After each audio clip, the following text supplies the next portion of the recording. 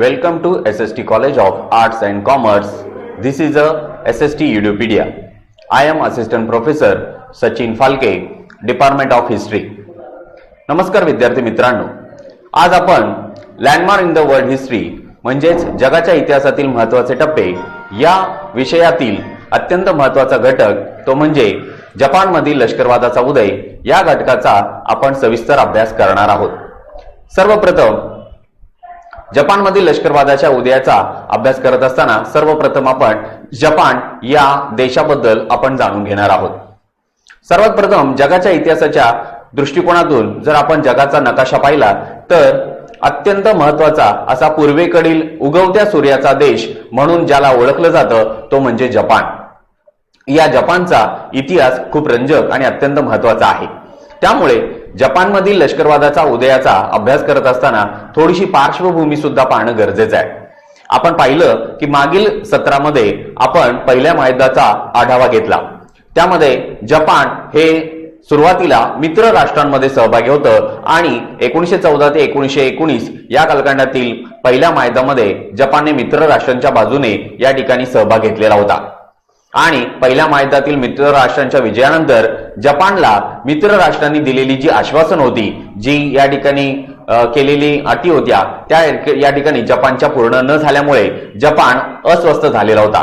आणि म्हणूनच नंतर पुढील कालखंडामध्ये म्हणजेच 1920 ते 1939 या कालखंडामध्ये युरोपीय राष्ट्रांमध्ये अनेक देशांमध्ये हुकुमशाहीचा उदय झालेला आपल्याला दिसून येतो. त्याचाच एक भाग म्हणजे अनेक देशांमध्ये म्हणजेच जर्मनी, इटली, स्पेन, पोर्तुगाल अशा अनेक देशांमध्ये हुकुमशाहीनं डोकं वर काढलं. त्याचाच एक भाग म्हणजे जपानने सुद्धा आपल्या अत्यंत कमी कालावधीमध्ये फार मोठ्या प्रमाणात उत्तुंग भरारी, उत्तुंग झेप घेतली आणि त्या आधारे त्यांनी लष्करी सामर्थ्याच्या बळावर आक्रमक साम्राज्य विस्ताराचा पवित्रा स्वीकारला.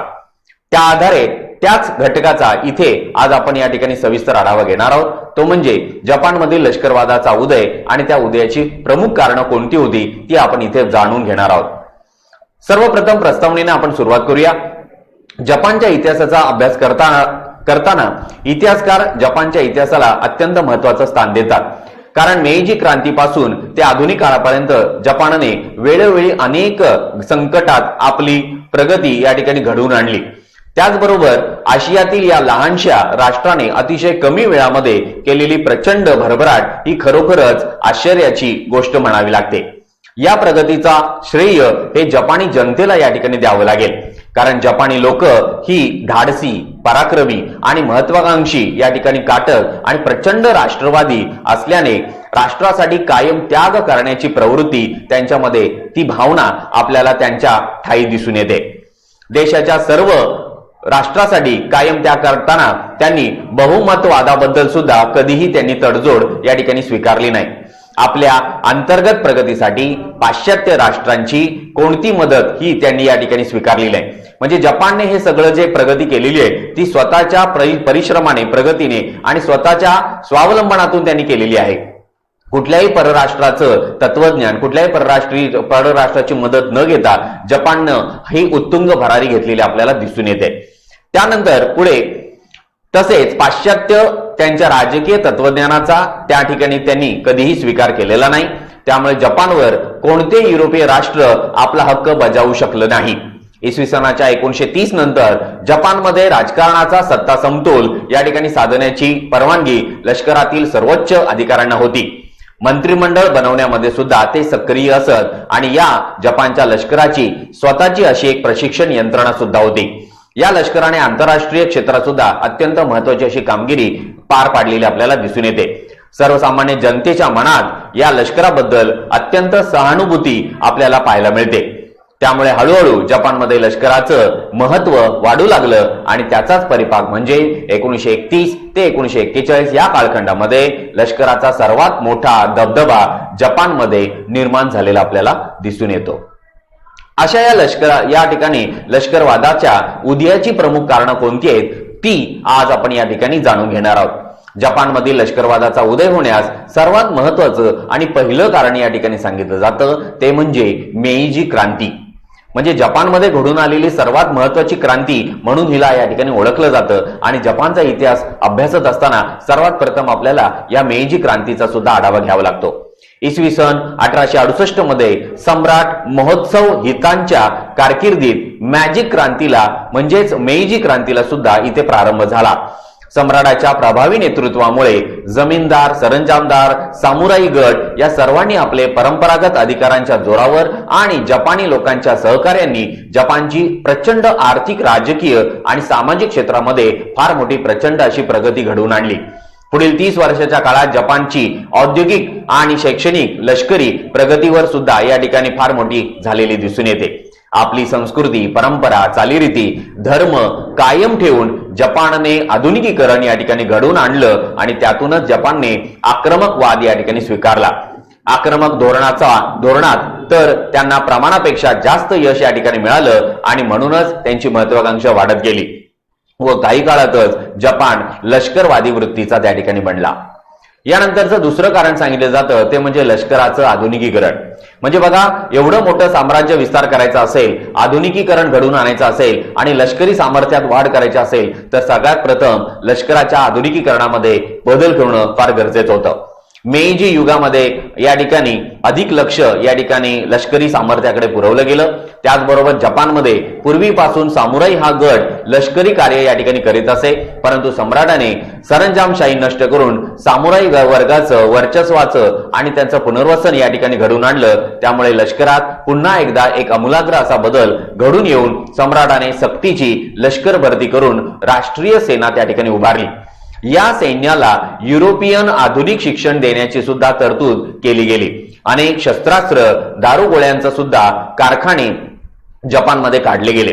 त्याचबरोबर समुद्राचा उपयोग करून भव्य असं आरमार सुद्धा जपानने उभारलं। जपानमध्ये आधीपासूनच लष्कराबद्दल आदर असल्याने अनेक धाडसी तरुण या लष्करामध्ये भरती होऊ लागले आणि अशा रीतीने प्रबळ लष्कर त्या ठिकाणी निर्मितीमुळे लष्करवादाला चालना मिळाली। तिसरं आणि अत्यंत महत्वाचं कारण या ठिकाणी सांगितलं जातं ते म्हणजे जपानचे विजय आणि राष्ट्रनिष्ठेमध्ये वाढ। मेइजी क्रांतीमुळे आधुनिक बनलेल्या आणि प्रबळ लष्करी ताकद निर्माण केलेल्या जपानने कोरिया सारख्या समृद्ध प्रदेश मिळवण्यासाठी चीन विरुद्ध या ठिकाणी 1894 रोजी युद्ध पुकारलं आणि आकाराने निविस्ताराने बलाढ्य असलेल्या चीनवर सुद्धा त्याने आक्रमण केलं। अशा या चिमुकल्या देशाने बलाढ्य अशा चीनचा फार मोठ्या प्रमाणात पराभव केला आणि जगाला सगळ्यात मोठा या ठिकाणी धक्का सुद्धा दिला। यानंतर जपानच्या आक्रमक वादास बळकटी मिळाली आणि जपानने नंतर 1904-05 मध्ये रशिया सोबत आणि 1902 मध्ये इंग्लंड सोबत मैत्रीचे करार करून मित्रगट या ठिकाणी तयार केला। अशा रीतीने इसवी सन 1910 मध्ये जपानने कोरियाचा सुद्धा येथे ताबा घेतला आणि पहिल्या महायुद्धात मोठ्या आत्मविश्वासाने त्यांनी दोस्त राष्ट्रांच्या बाजूने प्रवेश केला। जपानने वरील विजयामध्ये मिळवलेल्या आर्थिक फायद्याचा उपयोग पुढे लष्करी ताकद वाढवण्यासाठी केला गेला आणि युद्धानंतर परीक्षा, त्यानंतर शांतता परिषदेत सुद्धा जपानला पहिल्या 5 महासत्तांमध्ये स्थान मिळालं। म्हणजे पाहता पाहता ही सगळ्यात मोठी प्रगती, ही सगळ्यात मोठी झेप या ठिकाणी जपानने घेतलेली आपल्याला इथे दिसून येते आणि त्यामुळेच जपान अधिकच आक्रमक बनत गेला। यानंतर पुढची आहे ती म्हणजे जपानची राजकीय स्थिती। जपानमध्ये सुद्धा लोकशाहीचा स्वीकार केला गेला होता आणि 1918 ते 1932 या 15 वर्षाच्या काळात जपानमध्ये लोकशाही मंत्रिमंडळ सुद्धा स्थापन करण्यात आलेली होती। या मंत्रिमंडळाने उदारमतवादी धोरणाचा या ठिकाणी स्वीकार केलेला होता आणि लोकशाही व्यवस्था बळकट करण्यासाठी नेहमी त्यांनी मोठ्या प्रमाणात लष्करी सत्तेला राजकीय क्षेत्रापासून दूर ठेवण्याचा प्रयत्न केला आणि त्यासाठी त्यांनी वेळोवेळी प्रयत्न सुद्धा केले। परंतु या दोघांमध्ये म्हणजे लोकशाही शासन आणि लष्करी अधिकारी यांच्यामध्ये सत्ता संघर्ष हा नेहमी चालत असल्या कारणामुळे मोठ्या प्रमाणामध्ये हा संघर्ष इथे दिसून येतो।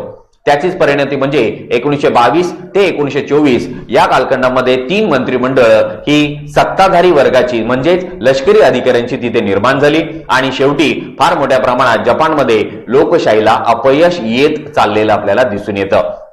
याचाच परिणाम म्हणजे या ठिकाणी जपानी लोकांनी सुरुवातीपासून लोकशाहीचा पाठिंबा दिला नाही आणि मंत्रिमंडळाच्या अपयशामुळे त्यामध्ये भर पडत गेली।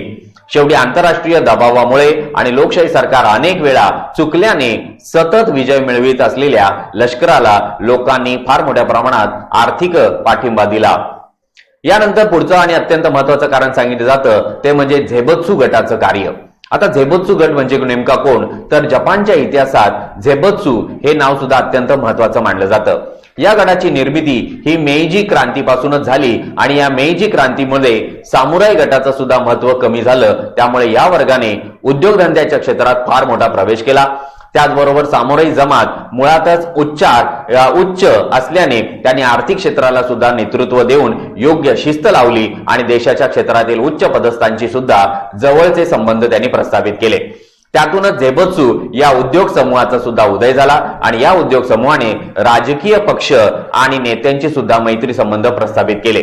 या गटाने राजकारणात लक्ष देणं सुद्धा सुरुवात केली आणि स्वतःच्या लाभासाठी त्यांनी बऱ्या वाईट अशा नैतिक अनैतिक मार्गांचा सुद्धा वापर करून मोठ्या प्रमाणात हव्या त्या कायद्याची त्यांनी निर्मिती केली आणि त्या आधारे प्रचंड भ्रष्टाचार, लाचलुचपतपणा आणि याचा उपयोग करून पुढील काळात त्यांनी राजकीय पक्षांचं सुद्धा महत्व कमी होत गेलेलं असलं तरी ते झेबत्सू या प्रभावी या ठिकाणी गटाचा त्या ठिकाणी ते टिकूनच होते।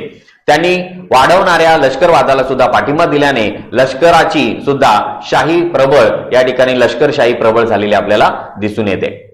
यानंतर पुढचं एक कारण सांगितलं जातं ते म्हणजे जपानची आर्थिक स्थिती। 1927 मध्ये जपानच्या आर्थिक स्थितीमध्ये समाधानकारक अशी नव्हती, परंतु बडे उद्योगपती व्यापारी मोठ्या प्रमाणात नफा कमी होत होते, परंतु सर्वसाधारण जनतेला मात्र राष्ट्रीय संपत्तीचा योग्य वाटा मिळत नव्हता। 1929 मध्ये आलेल्या जागतिक आर्थिक महामंदीने सुद्धा जपानला भयाने आणि आर्थिक संकटाला सुद्धा तोंड द्यावं लागलं। 1931 मध्ये सरकारने सुवर्ण मुद्रा सुद्धा रद्द केल्याने थोडीफार परिस्थिती बदलली, परंतु आंतरराष्ट्रीय सहकार्याची भावना कमी होत असल्याने जपानी नेत्यांना शेवटी साम्राज्यवादाचा पुरस्कार करण्याचीच गरज वाटू लागली, कारण अर्थव्यवस्थेला बळकटी आणण्यासाठी लष्करी सामर्थ्यात वाढ करून साम्राज्यवाद वाढवणं हाच एक पर्याय या ठिकाणी शिल्लक राहिलेला होता।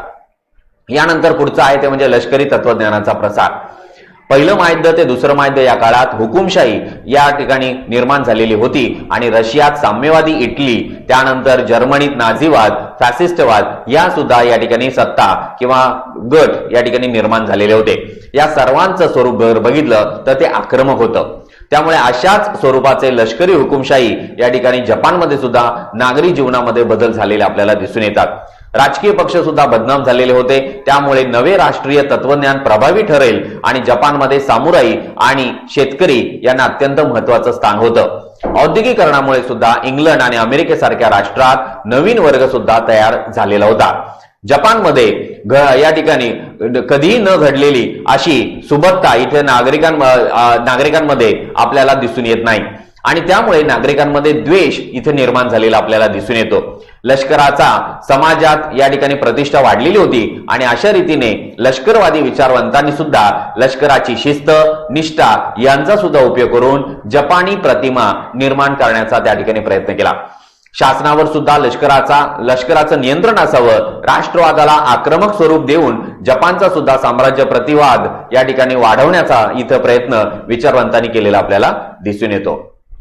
पुढचं कारण आहे ते म्हणजे राष्ट्रवादी क्रांतिकारी संघटना। या काळात जपानमध्ये अनेक उग्र अशा राष्ट्रवादी संघटना आणि लष्करवाद जोपासण्याचं कार्य केलेलं आपल्याला दिसून येतं। त्यापैकी कोकू युकाई या संघटनेने सुद्धा 1930 मध्ये या ठिकाणी 5 सूत्री योजना आखलेली दिसून येते। विदेशामध्ये जपानचा प्रभाव वाढवावा, सैनिक आणि नाविक दलामध्ये लष्करी भावना वाढवावी, पाश्चात्य शिक्षणाऐवजी राष्ट्रीय शिक्षण द्यावं आणि घटनात्मक सरकार अधिक कार्यक्षम बनवावं या मागण्या या ठिकाणी केल्या गेल्या। ही संघटना विरोधकांची सुद्धा हत्या करीत असे, तसेच या ठिकाणी आपला पवित्र कर्तव्य त्या ठिकाणी ती मानत असे। अशा रीतीने सरकार विरोध असंतोष वाढलेल्या बेकार तरुणांनी या ठिकाणी या संघटनेमध्ये सहभाग घेतला आणि त्यांनी अशा विविध प्रकारच्या संघटना स्थापन करून फार मोठं कार्य केलेलं दिसून येतं। त्याचबरोबर समाजात दहशत बसवणे, सरकारी खजिन्यांवर दरोडे टाकणे यासारख्या कारवाई केल्यामुळे त्यांनी लष्करी अधिकाऱ्यांचे सहकार्य घेऊन संघटनेची शिस्त या ठिकाणी लावलेली आपल्याला दिसून येते। तर ही एकूण जपानमध्ये घडून आलेल्या या लष्करवादाच्या उदयाची ही प्रमुख कारणं म्हणून या ठिकाणी ओळखली जातात। धन्यवाद।